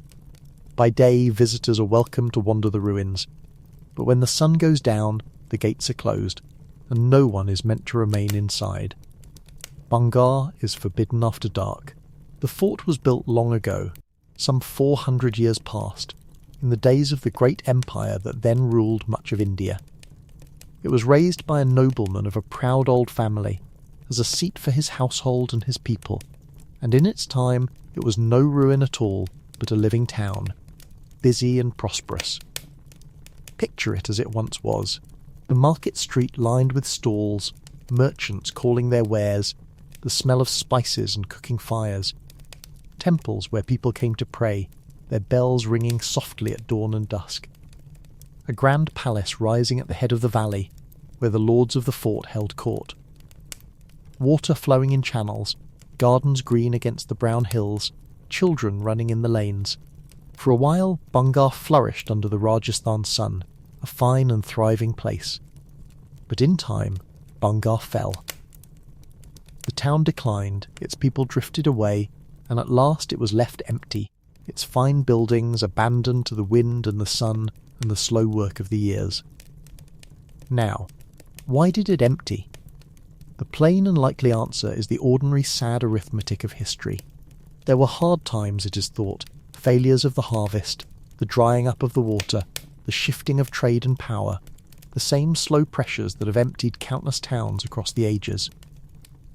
People leave when a place can no longer feed them, and once enough have gone, the rest follow, and the town falls quiet. That is almost certainly what happened at Bhangarh. It is a common story, and not a frightening one. But a place as beautiful and as empty as Bhangarh does not stay without its legends. And here we come to the tales that gave the fort its fearsome name. Tales we will tell as tales, for that is all they are. Old stories grown up around an old ruin like ivy over a wall. There are a few versions, and they share a common shape. In one it is said that a holy man, an ascetic who lived quietly on the land before the fort was built, gave his blessing for the town to rise on one condition, that no building should ever grow so tall that its shadow would fall upon his humble place of retreat.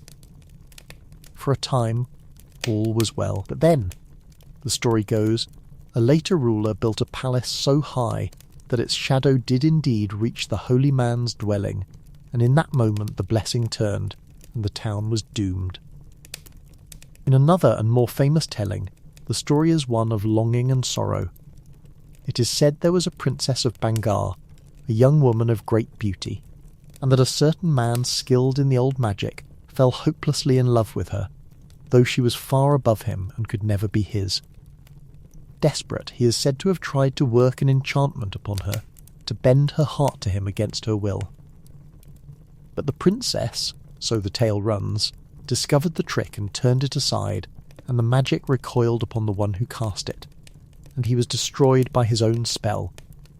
Yet before he died, the story says, he laid a curse upon the whole town, that it should fall empty and stay so forever, and not long after, whether by curse or by the ordinary troubles of the world, Bhangarh did indeed empty and fall silent.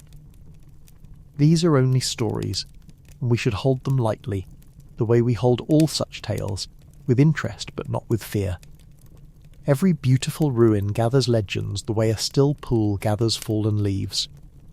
They tell us less about what truly happened than about the human love of a good and shivery story told in the safety of company. There is no need to believe a word of it, and yet the stories, together with the eerie loveliness of the empty fort, are surely why that sign now stands at the gate, closing Bhangarh when the sun goes down. Perhaps it is simply sensible to keep people from wandering old broken ruins in the dark where a loose stone or a hidden drop could do real harm. Perhaps it is a nod to the legends and the shivers they bring.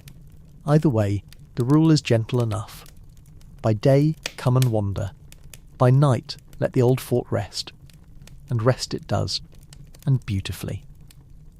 For all its spooky reputation, Bhangarh by day is a place of birdsong and warm stone and wide quiet, where monkeys sit on the old walls and green parrots flash through the ruined temples, and the great brown hills stand peaceful all around. There is nothing there to harm anyone. It is only an old, old town that lived its life and then lay down to sleep, its work long finished, its people long at peace, its stones warming in the sun by day and cooling under the stars by night. It is worth walking the old fort in the imagination as it stands today, for it is genuinely one of the loveliest ruins in all of India, and there is nothing in that walk to trouble a peaceful heart. You would enter through a series of grand old gateways, arched and weathered, that once controlled the way into the town. Beyond them, a long straight avenue runs up the valley, and along both sides of it stand the roofless shells of what were once shops and stalls.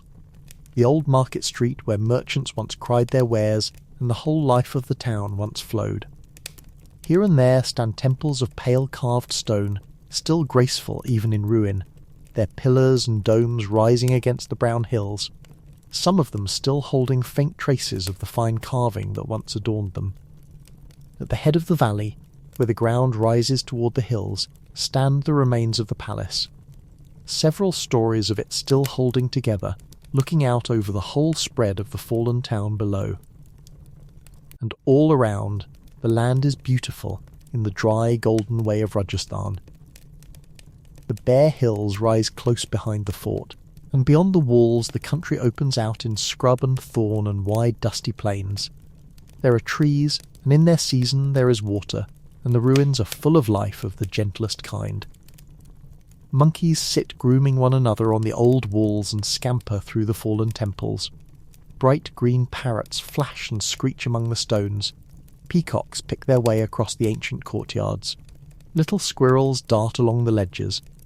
By day the whole place hums quietly with birdsong and warm sun on old stone, a haven for creatures who neither know nor care about any curse or any legend, who simply find in the abandoned town a fine and peaceful home.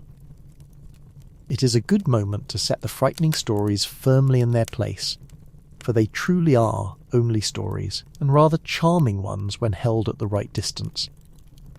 Every ruin of any beauty gathers such tales, and India, with its deep love of a good story and its rich traditions of wonder and enchantment, has given Bhangarh especially fine ones.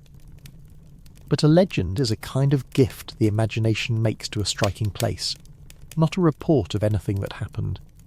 There is no wicked magician waiting in the shadows, no curse hanging over the fallen walls, only old stone and warm air, and the birds settling to roost. The truth of why Bhangarh emptied is the plain and human truth that has emptied 1,000 towns across the world, the slow failing of the things a town needs to live, and there is nothing in it to fear at all. The stories are for enjoying the way we enjoy any shivery tale, told safely among friends, and then setting gently aside. And when we do set them aside, what remains is simply a very old and very beautiful place that lived its life and then lay down to rest. Think of it as it was in its brief prime, 400 years ago, when it was no ruin but a busy living town. The market full of colour and noise, cloth and spices and brass and grain. The temple bells ringing softly at dawn and dusk, calling the faithful to prayer. Water running in the channels, gardens green against the hills, the smoke of cooking fires rising in the evening, children calling in the lanes, the lamps lit one by one as the desert night came down. It had its day of life, full and warm and human, and then, as all things do, that day drew to its close, and the people went their ways, and the town was left to the sun and the stars and the slow gentle work of the years. There is no tragedy in that, only the natural turning of things, the same turning that carries us all at last toward rest. Picture it now, after the gate has closed and the last visitor has gone. The empty fort lies silent under a sky vast with Indian stars. The ruined temples and the fallen palace stand pale in the moonlight. Warm air moves softly through the broken doorways where markets once bustled and children once played. Whatever the old stories say, there is nothing there now but stone and starlight, and the deep quiet of a place that has finished its story and is content. The town is at rest. Its people are long at peace. Let that ancient calm settle over you, soft as dust in the moonlight. And now, for our last forbidden place tonight, we cross the world one final time, to the deserts of the American West, to the most famous secret place of all. Chapter 12. The Base in the Desert. We come at last to the place whose name almost everyone knows, a place that has become a byword for secrecy itself. Out in the wide empty deserts of the American state of Nevada. It is a military base, real and guarded and genuinely forbidden, and its true work is the quiet testing of remarkable flying machines. But over the years it has gathered around itself such a thick cloud of rumour and wild imagination that its name now stands for every whispered mystery under the sky. It is called Area 51, and it is a fitting place to end our journey, for it holds all at once the real and the legendary, the deadly serious and the delightfully silly, all shimmering together in the desert heat. Let us begin with what is true, because the truth is quite wonderful in its own right. Out in a remote basin of the Nevada desert, beside a dry lake bed of flat pale mud, the United States built a secret airfield many decades ago, in the tense years of the last century's great rivalry between nations. The desert was chosen precisely because it was so empty and so far from prying eyes. Here, in total secrecy, the country's cleverest engineers could build and test new kinds of aircraft, machines so advanced and so secret that they could not be risked anywhere the world might see them. And test them they did.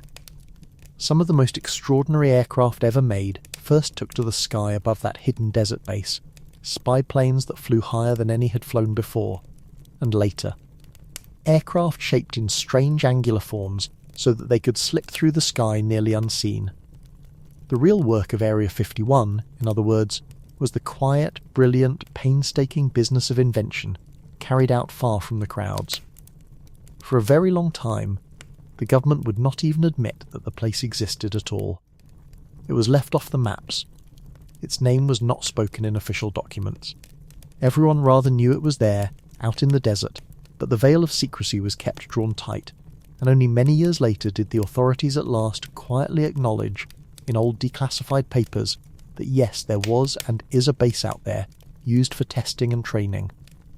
That long refusal even to admit the place existed is, of course, exactly the kind of thing that sets human imagination racing.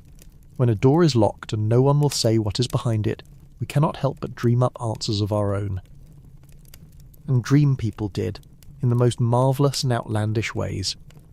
Because the base was so secret, because strange lights and strange craft were sometimes seen in the skies above it, and because those craft were secret and could not be explained, a great legend grew up around Area 51, the legend for which it is most famous of all. People began to say that the government was hiding not just secret aircraft out there, but secrets of a far stranger kind.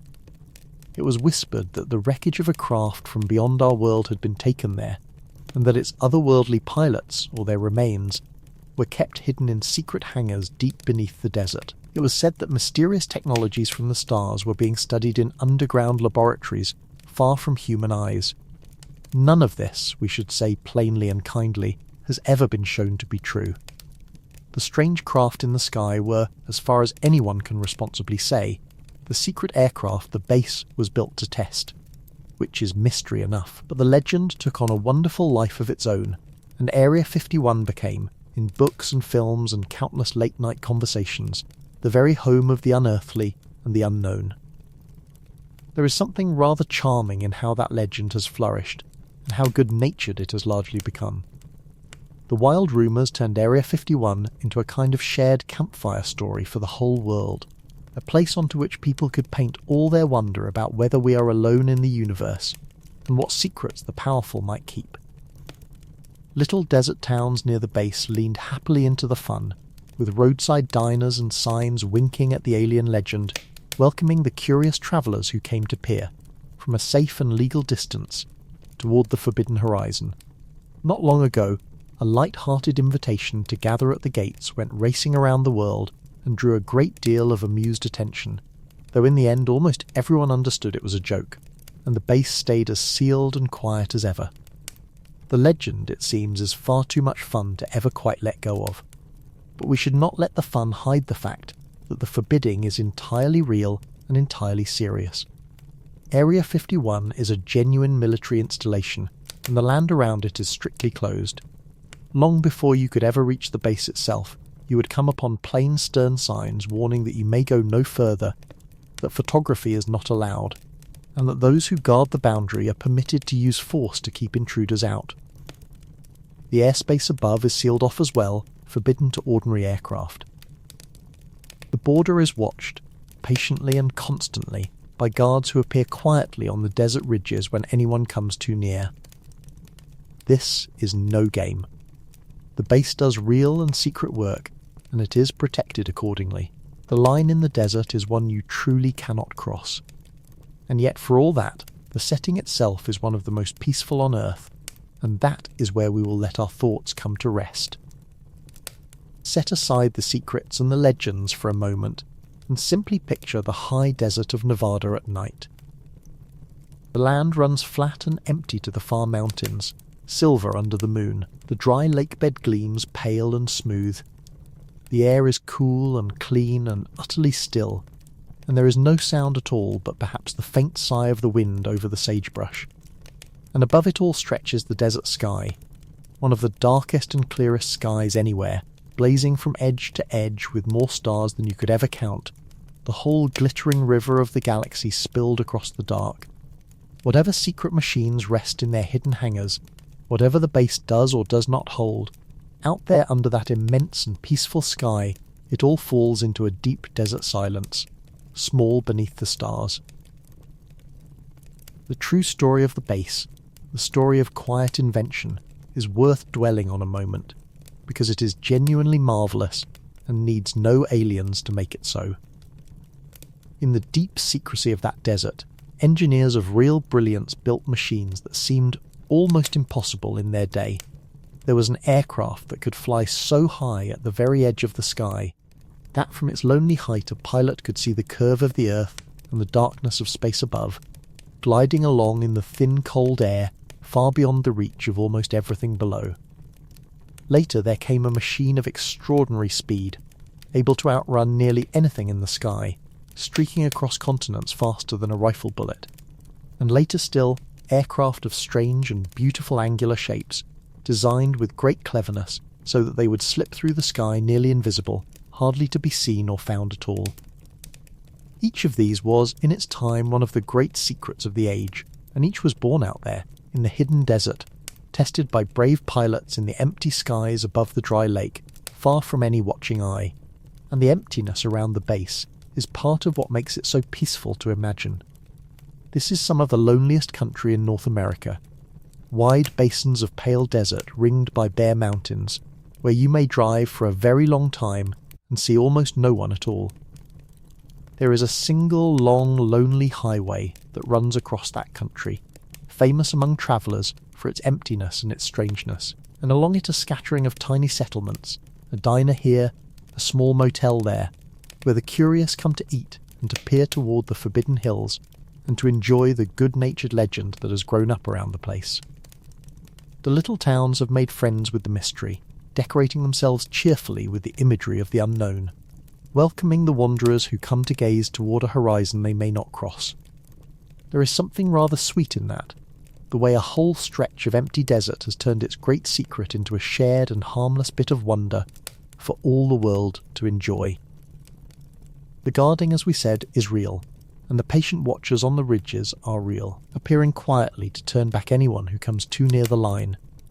But once your gaze lifts past the fences and the warning signs, past the whole human business of secrets and security, there is only the desert and the enormous sky, and these have a way of putting all our schemes and mysteries into their proper small place. The land was here long before any base, shaped over unimaginable ages by ancient seas and vanished lakes and the slow patient wind. The mountains stood watch over that dry lake bed for millions of years before the first secret aircraft ever rolled out onto it, and they will stand watch long after, when whatever is done there now is as forgotten as the seas that made the stone.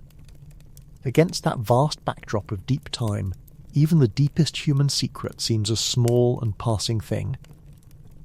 And then there is the sky, which is perhaps the truest wonder of that whole forbidden country.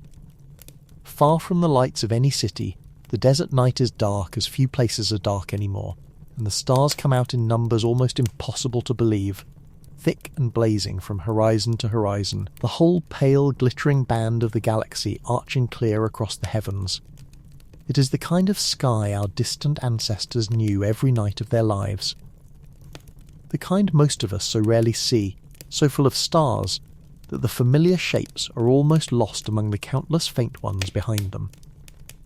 And that great sky holds the oldest mystery of all, far older and far deeper than any secret base, the simple question we have asked while gazing up into it since the very beginning. Are we alone? What else is out there among all those uncountable lights?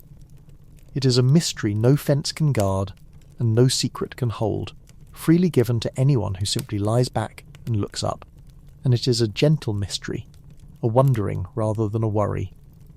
The kind of thought that carries the mind out and out into the dark until it softens into dreams. So let us leave Area 51 there, forbidden and famous, real and legendary, sleeping under the wide Nevada night. Its secrets are safe, its guards keep their patient watch. And the great dark sky wheels slowly overhead, full of stars and full of mystery. The oldest and gentlest mystery of all, the one we have gazed up into since the very beginning. There is no need to know what lies behind every locked door in the world. Some things can simply be allowed to rest in the dark, unseen and undisturbed, while we let ourselves grow heavy and warm and still, and drift away beneath the same quiet stars.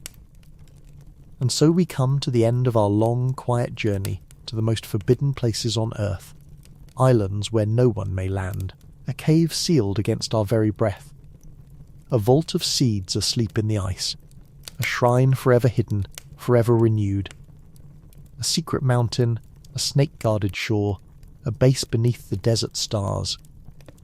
All of them closed to us, and all of them, in their way, resting peacefully in the dark tonight, needing nothing from us but distance and quiet.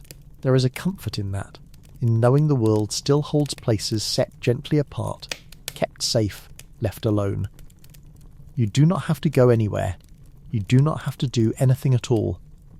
You can simply lie here, warm and still and at ease, and let all these far places drift away into the dark, one by one, like lights going out across the world.